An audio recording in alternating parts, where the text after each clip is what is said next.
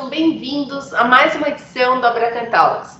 É um prazer ter vocês conosco. O assunto de hoje é extremamente relevante no nosso segmento como um todo e, ao mesmo tempo, pouco compreendido. Nós vamos falar sobre o uso da moeda local em trocas comerciais entre Brasil e China.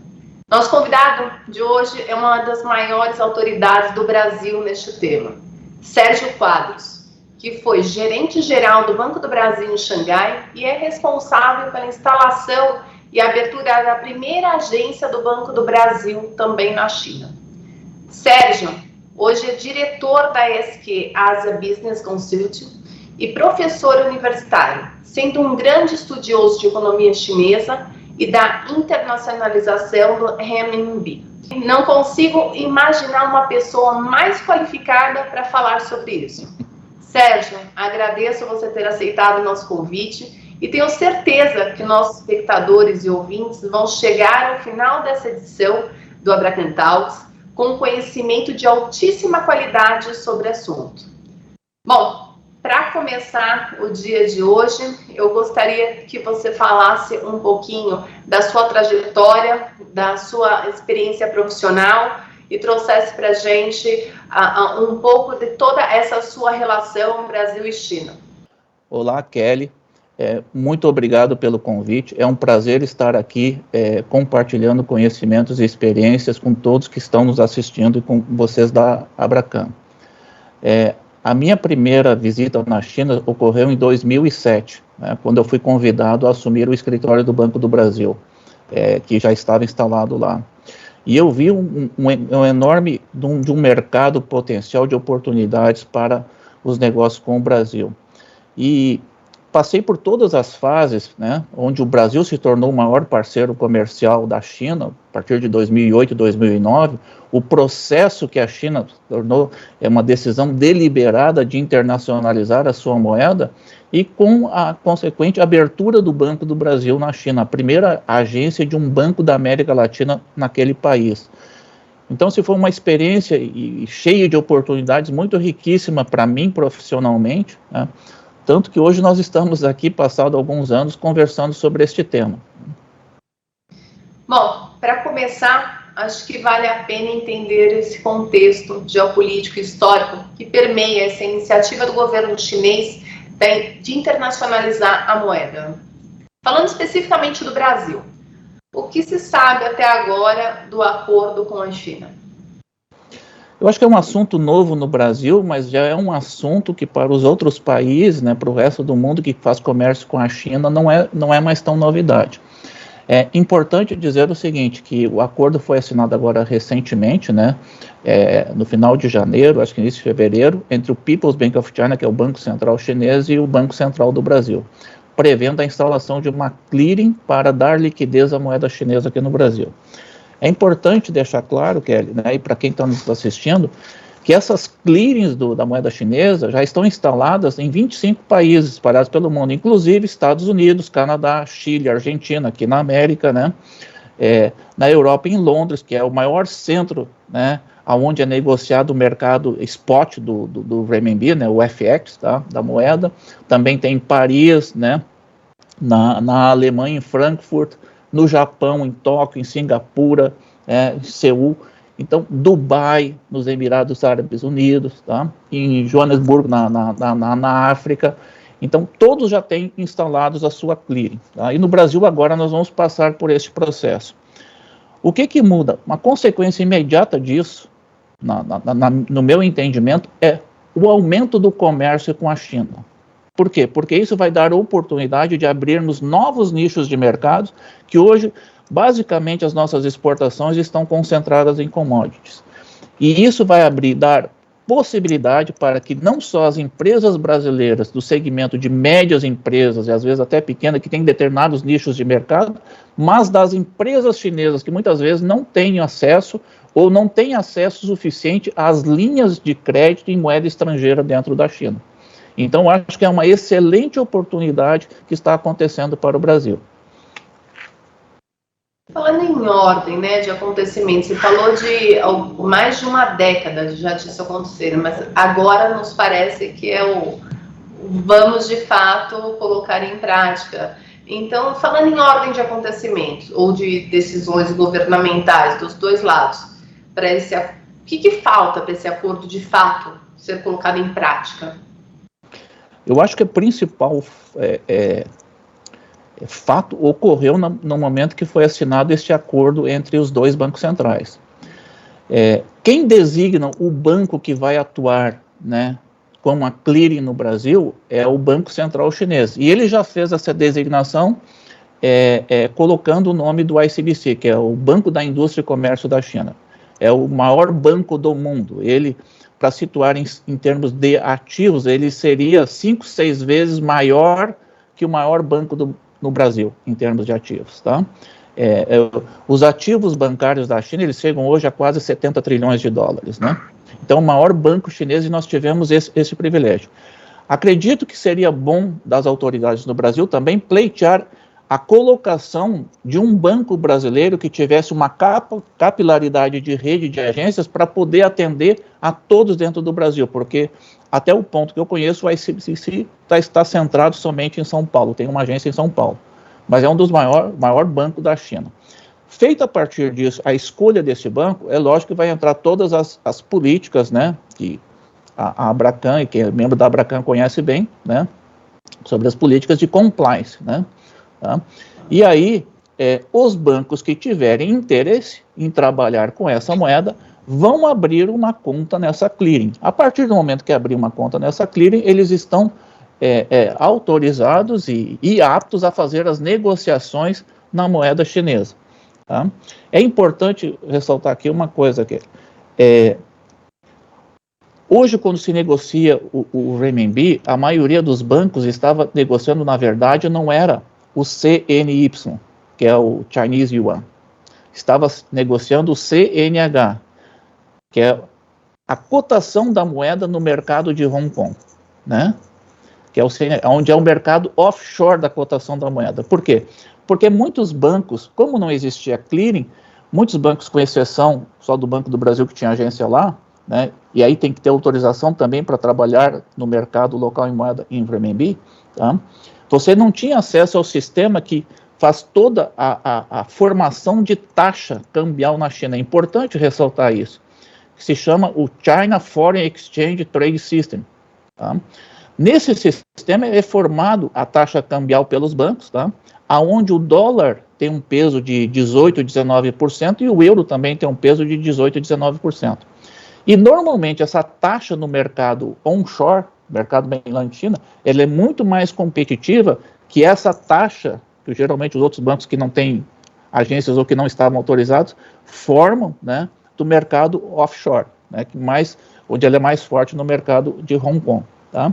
A partir daí começam as operações, e aí vai derivar dos negócios e das demandas que tiverem das empresas. Sérgio, é ótimo esse detalhamento que você faz com essa riqueza na explicação. Nosso público ele é predominantemente de profissionais do mercado de câmbio e de comércio exterior, mas as pessoas sem conhecimento especializado nesse segmento também nos acompanham. Então, por isso, eu vou pedir que você continue e vou pedir agora que explique como são feitas as transações cambiais entre o Brasil e a China, né, de forma bem operacional e simples para que as pessoas entendam e o que mudaria. Então, vou fazer um paralelo, né, de como é feito e o que mudaria nessa nova forma de transação comercial em moeda local. É interessante trazer inicialmente para essa respondendo essa pergunta, Kelly, muito interessante, que depois que eu saí da China, eu fiz o meu curso de mestrado, onde o tema da dissertação foi sobre a internacionalização da moeda chinesa, do renminbi, né? E a opinião das empresas brasileiras sobre esse processo. Entrevistamos várias empresas, né, relevantes dentro do comércio internacional, e muitas diziam o seguinte, que já tinham demanda para operar na moeda chinesa, né, mas não tinham como.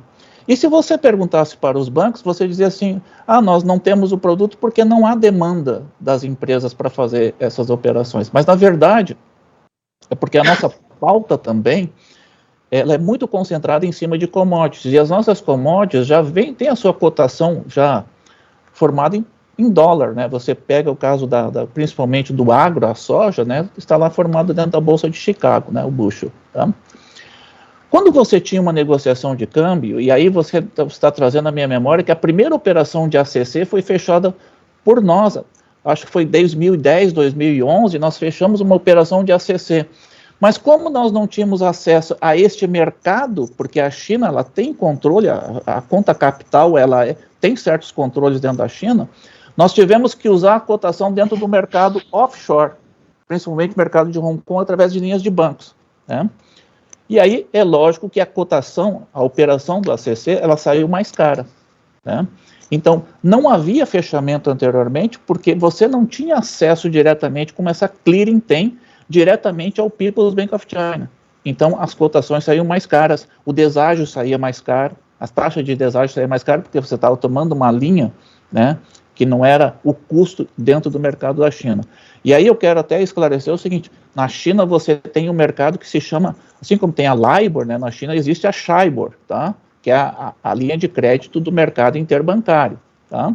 E os bancos têm todas as linhas de crédito que você passa, desde que você tenha autorização para operar nesse mercado de renminbi, você vai passar, então, a ter as cotações, né, feitas dentro do sistema da mainland, dentro do sistema controlado pelo People's Bank of China. Com certeza essa taxa de câmbio vai ser mais competitiva. Se você for um banqueiro, né, você vai negociar também as linhas de crédito, você vai ter acesso às operações de fazer captação.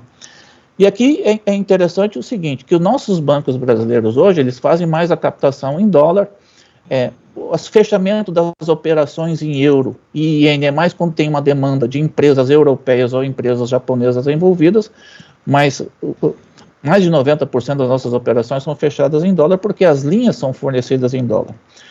A partir desse acordo, os bancos vão perceber que eles podem emitir, inclusive, bonds, tanto no mercado offshore quanto no mercado onshore dentro da China. Então, você pode captar através dos chamados Panda Bonds dentro do mercado. Não só a linha dos banqueiros, mas você pode lançar títulos, tá? Captar títulos lá. Se você captar no mercado offshore, você tem aí os Dim Sum Bonds, tá? Esse mercado de bonds na China, tá? Se você pegar o somatório hoje do montante existente de bonds na China hoje, você chega a uma cifra de 120 trilhões de dólares, tá?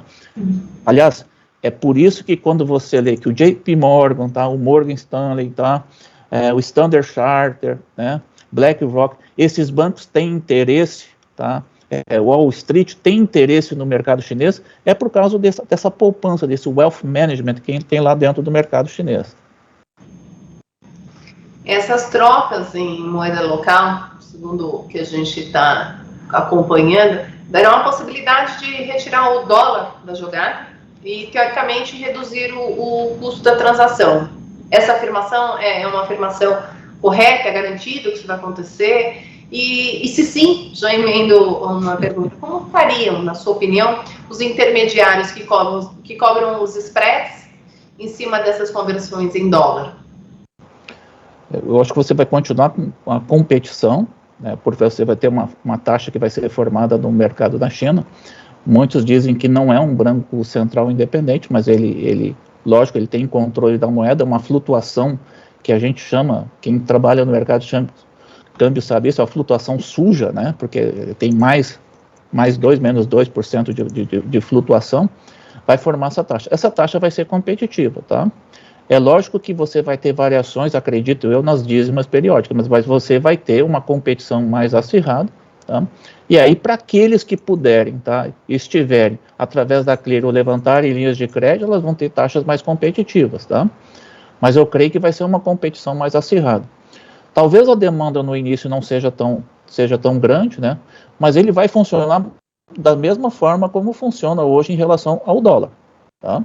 Acredito eu, né, que não vai ter grandes diferenças, né, e vai ter dado oportunidade. Por isso que seria interessante você não ter esse processo centralizado em um local, né, por mais que o ICBC seja um dos maiores bancos do mundo, mas ele não tem uma rede de agências aqui no Brasil, por isso que seria interessante fazer o que os Estados Unidos fez, o movimento que os Estados Unidos fez, que o Japão também fez e que a Alemanha também que eles fizeram, né, de colocando um banco local, um banco nacional, também para servir esse papel de clearing, para não haver dependência só ficar dependendo de um banco e a sua limitação também de alavancagem. É exatamente que essa é a leitura que a gente vê mais próxima, né? Acho que se tivesse uma clearing, a gente teria algo bastante próximo de uma medida mais isonômica, né? A gente falou agora dos intermediários e aqui eu penso, tem a parte das empresas, né, brasileiras que importam e exportam da China. Como que você acha que esse acordo irá afetar e diretamente quando ele entrar em vigor? Interessantíssima a sua pergunta, Kelly, porque a maioria está entendendo o seguinte: eu vou ter só duas opções, ou vou ter dólar ou renminbi. Né? Então, eu vou ter que escolher, eu vou ter que optar, à medida que eu estou negociando com a China, eu vou poder só negociar só em renminbi, né? Renminbi é o nome da moeda, é o dinheiro do povo, né? E yuan é a unidade de ponta, é a mesma moeda que nós estamos falando. Na verdade, se cria mais uma opção, mais uma alternativa. Assim como hoje, o exportador pode fechar o câmbio dele em dólar, ou se ele quiser fechar em euro, ele pode fechar em euro, ele pode fechar no dólar canadense, ou no dólar australiano, né, a moeda que ele quiser, ele vai ter mais uma opção para fechar o câmbio dele em yuan. Aí na hora que ele vai fazer os custos, ele vai ver quanto é que, se ele vai fechar uma operação de adiantamento, ou se ele vai querer um financiamento, ele vai olhar os custos de financiamento e ver. A maioria das empresas hoje, e se você trabalhar com todos os CFOs, né, eles vão entender que é muito mais prático para eles trabalhar com o dólar. Por quê? Porque além da liquidez, é um mercado já mais desenvolvido, mais maduro, tem opções de fechar operações de derivativos, o yuan é uma coisa desconhecida, e além da moeda funcional de balanço, muitas vezes tem que se reportar para a matriz que está lá fora, no exterior, é mais prático isso. Mas a questão da moeda chinesa, eu volto a repetir o que eu iniciei lá, é a questão de aumento do comércio. Você pode ter uma venda em dólar para a China e você pode ter outros mercados dentro da China aonde essas empresas que estão comprando de você, elas não têm acesso a linhas em dólar dentro da China. Então elas querem te pagar usando yuan. Você vai converter esse yuan em real. Se for competitivo para você, você vai fechar o câmbio em yuan. Se não for competitivo, você vai continuar optando pelo dólar. Em relação às commodities, todas elas hoje são cotadas em dólar. Então, vai ser muito difícil nesse momento, vai levar um prazo ainda até que a China consiga construir um mercado para que se desenvolva maduro, para que leve as cotações de commodities para lá. Está acontecendo com o minério de ferro em Dalian, né? Mas a China é o maior importador de minério de ferro do mundo. Tá? Então é natural que isso ocorra. Então, assim, acredito que vai levar um tempo. Mas eu voltaria assim, Kelly, respondendo essa pergunta, a questão dos nichos de mercado. Eu me lembro quando estava na China que eu vou dar um exemplo bem prático, bem simples, para que se entenda isso. Eu via caminhando nas calçadas em Xangai, tinha as fruteiras, como nós temos no Brasil, e eu via o abacate pequeno, ele vinha do Peru. Tá? Então veja você, porque a China tinha um acordo de livre comércio com o Peru. Veja bem, é um produto que não tem escala, tá? Geralmente para atender nichos de mercado ali, então você vai ter isso com outros segmentos fugindo do setor de commodities. Então, é lógico que vai haver um aumento de comércio e você vai ter várias oportunidades, porque as empresas chinesas, elas também têm cotas de endividamento. Tá? Era alguma coisa similar à posição comprada e posição vendida que existia há muito tempo no Brasil. Essa experiência desses acordos, né? Claro que existem acordos semelhantes a esse acontecendo entre a China e outros países, inclusive aqui na América Latina. Como tem sido essa experiência? Como tem sido fluida? Tem acontecido com agilidade? Tem trazido bastante retração? Enfim, como que está fluindo? O que você vê, por exemplo, se você pega o mercado dos Estados Unidos hoje, você vai ver esse mercado de clearing, só para dar uma posição para quem está nos assistindo, quanto é que foi movimentado em termos de dólar em 2021 nas clearings? 5,4 trilhões de dólares, tá? Se você pegar só as exportações de mercadorias nas clearings, ela teve um movimento equivalente em 2021 a 850 bilhões de dólares, tá? Então, o mercado é muito maior disso. A participação do renminbi no mercado diário de câmbio corresponde a 4%. Então, como é que o mundo está trabalhando? Se você olha para os Estados Unidos, ele vai continuar usando a moeda dele. Se você olha para a Europa, também vai continuar usando o euro, né? Sobra o quê? Sobra o Sudeste Asiático e sobra a África e a América Latina. Tá? Alguns países estão transacionando. A França mesmo, na semana passada, ela vendeu uma carga de gás, né, da Total, em renminbi para a China. Recentemente, nós tivemos a visita do presidente chinês, do Xi Jinping, ao Oriente Médio, onde ele está trazendo a Arábia Saudita, inclusive, para uma outra organização fundada pela China e pela Rússia, que é muito desconhecida, que é a Organização de Cooperação de Xangai, tá? Trazendo a Arábia Saudita para lá, e já prevendo daqui 2, 3, 4 anos alguma cotação do petróleo em yuan na Bolsa de Xangai. Tá? Mas o que se vê observado no mundo não é que a partir do fechamento da clearing foi todo mundo fechar câmbio em yuan, não. Justamente, essa é uma questão, assim, ó, usando um pouco do pragmatismo, tá? Nós vamos continuar vendendo a nossa soja em dólar, nós vamos continuar vendendo o nosso minério de ferro em dólar, tá? A nossa carne também em dólar, mas aquelas empresas que quiserem optar e entenderem que sai mais competitivo e sai mais vantajoso financeiramente para elas usar o yuan, elas vão ter mais uma possibilidade, mais uma opção. Tá? Ou seja, isso não está nada relacionado à cotação, ao preço dos commodities, enfim. Isso é mais uma forma de executar a operação comercial. Isso, com certeza. Mas é importante dizer que o Brasil não está assinando um acordo com um país em que você não pode fazer nada. Veja bem, se você é uma empresa que exporta para a China, mas você importa insumos da China, você pode ter um hedge natural dentro dessa moeda. Você vai continuar deixando ela lá fora para fazer os seus pagamentos de importação. Se você não quiser usar essa moeda, se você não quiser converter ela em dólar, tá, ou em reais, você pode querer investir lá fora. Você tem oportunidades de investimento. Essas clearings que abrem, elas ainda abrem possibilidades para você fazer empréstimo na moeda, tá? E você fazer depósitos na moeda, inclusive investimentos.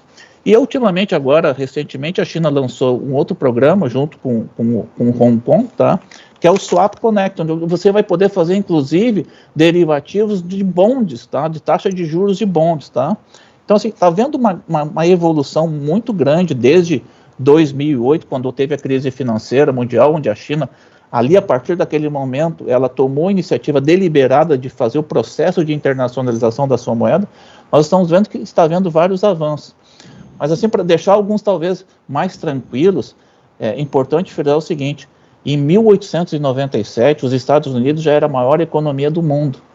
No entanto, o dólar passou a ter a sua hegemonia a partir da década do século XIX, né, do século XX, aliás, tá? A partir de 1950, quando teve lá o acordo de Bretton Woods. Até lá, a Libra ainda já era, né, uma das moedas que mais significantes em termos das reservas mundiais, né? E hoje não, hoje é o dólar, então vai levar algum tempo. O renminbi hoje, as reservas em renminbi hoje no mundo estão em torno de 300 bilhões de dólares. Mas o que nós estamos vendo é sair de um mundo unipolar para um mundo multipolar. Tá? Aproveitando e nessa globalização e viajando um pouquinho além, a gente pode também falar aqui da Índia, né? Citar isso como um exemplo, que tem feito um esforço para internacionalizar a sua moeda, a rúpia. Como você enxerga essas iniciativas e se existe uma tendência, né, aproveitando o seu gancho, de internacionalizar moedas de economias não centrais? Eu acho que está havendo esse movimento.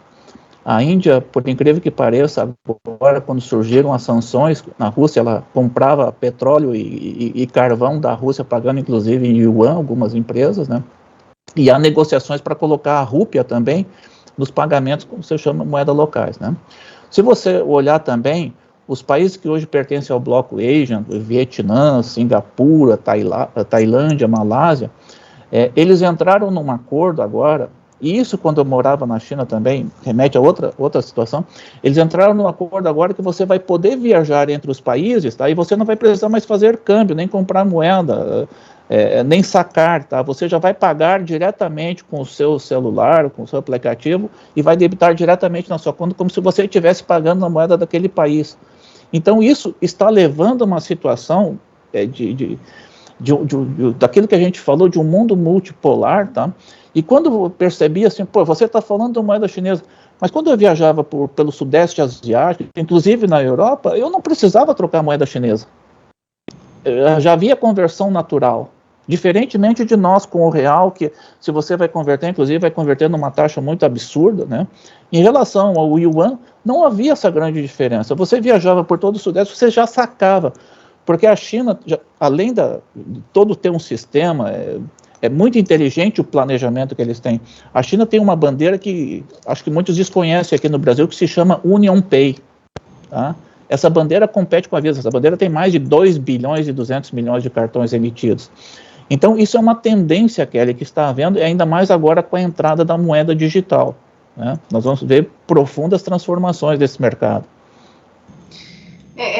Falando também voltando um pouquinho, quando a gente falava de empréstimos e dos acordos, então existe um entendimento que alguns acordos podem ampliar o fluxo comercial bilateral e também ampliam nichos de mercado. Isso porque as empresas de menor porte não conseguem, muitas vezes, acessar crédito em dólar, mas sim só na moeda local, né? Isso. Você acha que o acordo significaria um pool maior de potenciais clientes para as corretoras e bancos que trabalham com câmbio no Brasil? É uma oportunidade de negócio? Com certeza, eu tenho essa convicção, porque isso aí vai abrir nichos de mercado. E os próprios chineses, como já vêm hoje para o Brasil, vão vir mais. Porque assim como nós temos no Brasil o grande problema de crédito, não são todas as empresas que conseguem num banco fechar um financiamento à importação ou um adiantamento de câmbio, porque não tem linha de crédito para isso. Ou algumas muitas vezes não têm a expertise, ainda não começaram, não fizeram a primeira exportação. A partir do momento que você tem essa moeda, você tem um mercado de 1,4 bilhões de pessoas. 700 bilhões de pessoas, 700 milhões de pessoas na classe média, tá? Ascendendo, querendo consumir mais produtos, diferentes produtos. É o caso que houve agora recentemente com a proteína no Brasil. Então você vai ter acesso a esse mercado, tá?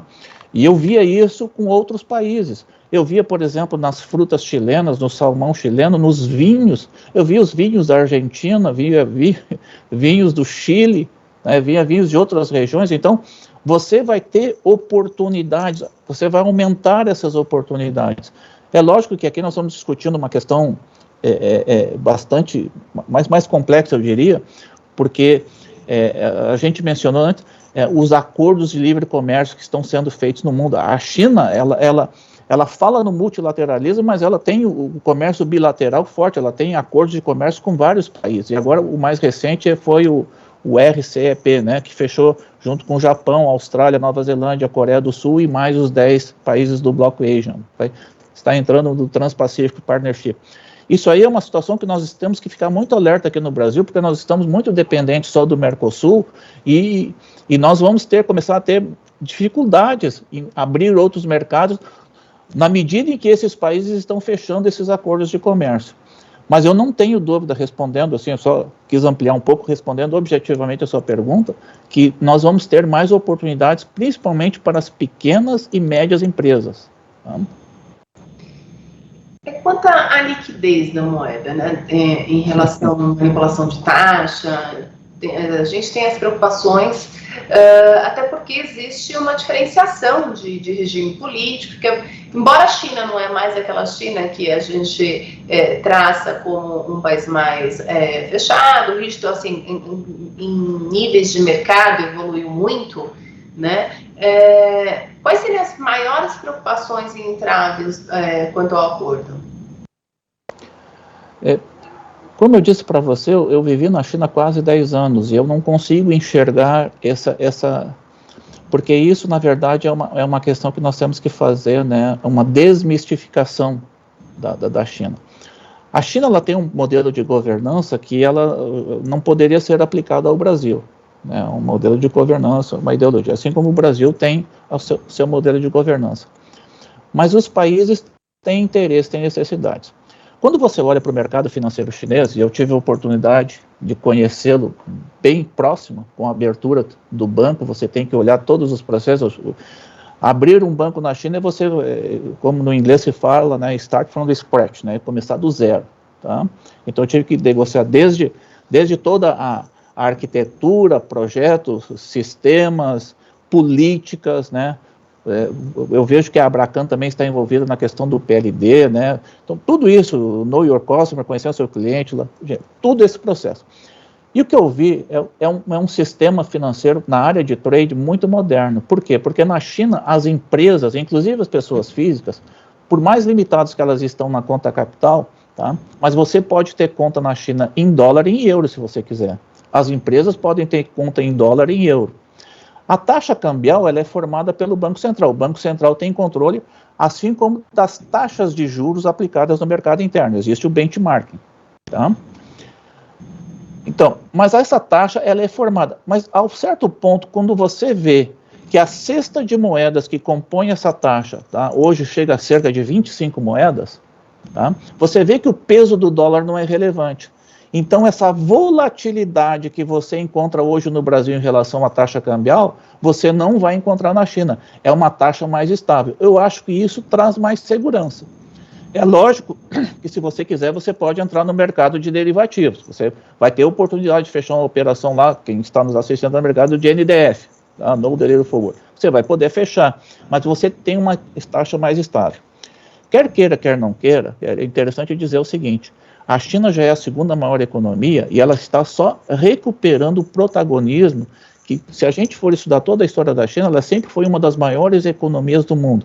Ela só teve uma queda quando houve o início da Guerra do Ópio, justamente por questões comerciais que surgiram contra a Inglaterra. O que ela está fazendo agora é retornando o seu protagonismo, tá, ao mundo, né, e voltando, tá, para tentar apagar o que eles chamam de um século de humilhação. Tá? Mas eu vejo um mercado financeiro extremamente robusto dentro da China. Há produtos que não são conhecidos aqui, mas tem o setor de wealth management. Eu mesmo tinha curiosidade de conhecer esses produtos, tá? E me chamava a atenção muito para o quão desenvolvido era a questão das operações de trade finance dentro da China. Tá? Então é um mercado que vai surpreender, pode trazer muitas surpresas dentro do Brasil. Como essa questão de captação de recursos, eu acho que a gente já falou um pouco sobre isso, né? Eu fiquei bastante entusiasmada aqui com a sua incrível experiência, dando essa projeção que tem espaço para alavancagem de negócios. Então, aproveitar e pedir um pouquinho mais de vocês, Sérgio. Se você estivesse do lado de uma consultoria de instituições de câmbio, qual seria o conselho? Assim, ó, foca nisso. O que é preciso focar? Eu acho que você está me fazendo uma pergunta assim, bastante interessante. Eu acho que o que as empresas e quem trabalha na área de comércio exterior já deve ter feito isso há muito tempo, e quem está trabalhando nessa área de câmbio agora, que talvez tenha sido surpreendido por essa notícia, mas acho que a gente ajudou aqui a esclarecer que isso aí não é tão novo, vários países já têm a sua clearing de câmbio, né? É começar a acompanhar este mercado, né? Principalmente o que está acontecendo.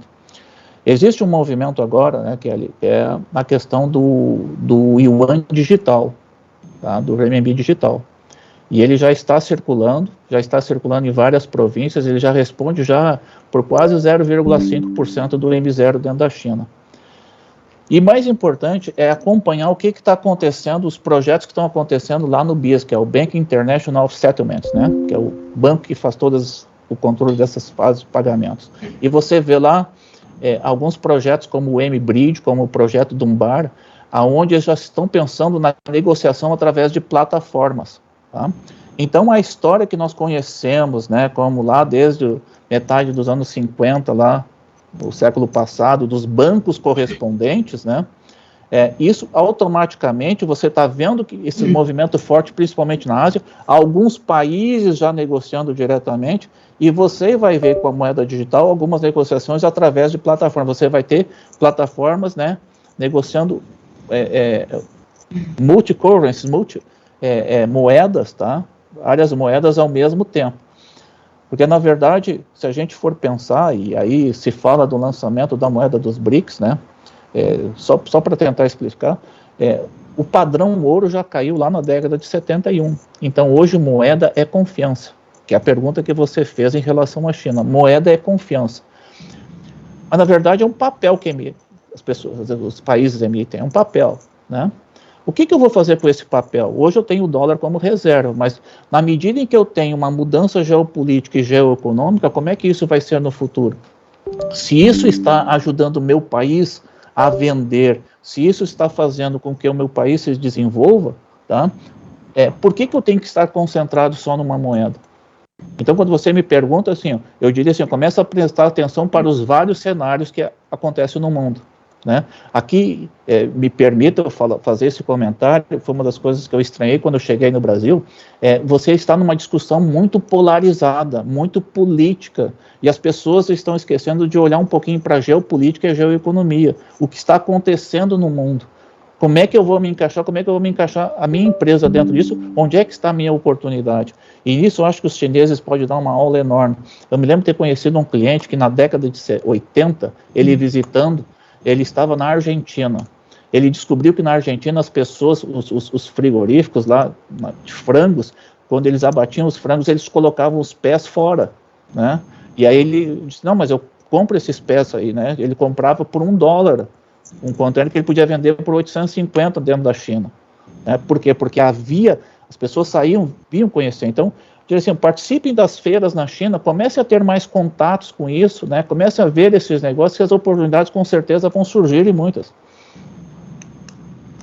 Bom, estamos endereçando já a nossa conversa, essa entrevista para o final, mas tem um tema que é muito novo, e eu gostaria de aproveitar a oportunidade e abordar aqui contigo essa questão da moeda chinesa, né? Que vem sendo utilizada como um projeto piloto, inclusive na compensação de transações internacionais. Fala-se até que pode modificar a arquitetura financeira e passar por cima dos bancos correspondentes, inclusive do SWIFT. Isso é o projeto. Eu acho que se as pessoas que estão nos assistindo, elas podem olhar lá no YouTube, tem um projeto lá chamado M-Bridge, né? E tem o projeto que também, projeto do Bará, outros projetos que o BIS está conduzindo. A questão toda aí, em relação às moedas, está se discutindo aí a interoperabilidade. No momento que você resolver a questão da interoperabilidade, né, não necessariamente você tem que estar transacionando numa moeda. E a partir que os países começarem a aceitar, os bancos centrais estiverem envolvidos, né, você vai ver que se a moeda digital ela entrar em circulação, nós vamos trabalhar, nós vamos ter que entrar num mercado que ele é bastante complexo, onde você tem a emissão da moeda digital e você vai ter as stablecoins. Como é que vai funcionar isso? Então é um mercado que está evoluindo. Na medida em que você tem uma moeda digital e você vai ter também uma questão dos smart contracts, né? Os contratos inteligentes, você pode ter uma programação da moeda feita, tá? Em que você não necessita mais a emissão de carta de crédito, tá? A China lançou o China International Payment System, que é o sistema deles, mas ainda é muito, muito pouco atuante, né? Mas você está vendo que o SWIFT ele foi para a China para fazer uma joint venture com o People Banks of China, justamente já se antecipando esse processo. Se você tem a negociação das moedas através de uma plataforma, você não vai precisar dos bancos correspondentes, porque você vai estar negociando banco central com banco central dentro das plataformas e atrás deles vão estar os bancos. Então você vai ter cotação para todas as moedas, vai ser um mundo multipolar, tá? Não vai haver a necessidade de você ter conta, porque hoje o que leva os bancos brasileiros? Você tem que ter conta num banco americano, você tem que ter conta num banco europeu, você tem que ter conta num banco japonês. Hoje certamente os bancos brasileiros já devem ter conta dos bancos chineses, né, para abrir as linhas de crédito, porque na época que eu cheguei lá, É interessante contar, porque isso faz parte da história. As pessoas me perguntavam assim, eu posso aceitar uma carta de crédito do Bank of China de 5 milhões de dólares? E o contrário também deveria ocorrer, né? Os chineses perguntando se poderiam aceitar uma carta de crédito de 5 milhões de dólares de um banco brasileiro. Eu respondi assim, o Bank of China, ele é maior que o Banco do Brasil, e é um banco estatal, assim como o ICBC é um banco estatal, é um state-owned bank, né? Então são bancos que têm uma segurança enorme. Eu diria assim, em termos de mercado financeiro, você vê que o banco tem um controle rígido, muito rígido, os reguladores, eu digo para você assim, a minha experiência no banco, você tinha que enviar mais de 140 reporters para as autoridades todo mês, então havia um controle, um compliance muito, muito forte, e agora mais, depois do 20º congresso do partido agora, você viu que centralizou não só no Estado, mas também dentro do partido esse controle do compliance do sistema financeiro, tá? Não é da abertura, do controle.